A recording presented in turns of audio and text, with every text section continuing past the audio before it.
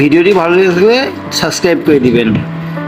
বাটির মধ্যে মুরগির মাংস নিয়ে নিয়েছি, বেটে রাখা মশলা দিয়ে দিয়েছি, লবণ দিয়েছি, হলুদ দিয়েছি, লঙ্কা গুঁড়ো দিয়ে দিলাম। এবারে একটা ডিম দিয়ে দিব। ডিমটা দিয়ে ভালোভাবে মিক্সড করে নিতে হবে।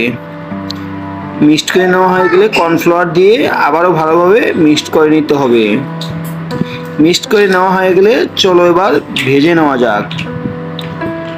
ভেজে নেওয়ার পরে খেয়ে দেখলাম অনেক সুস্বাদু হয়েছে। এভাবে আজকে নতুনভাবে ট্রাই করলাম, তাই ভাবলাম আপনাদের সঙ্গে শেয়ার করি।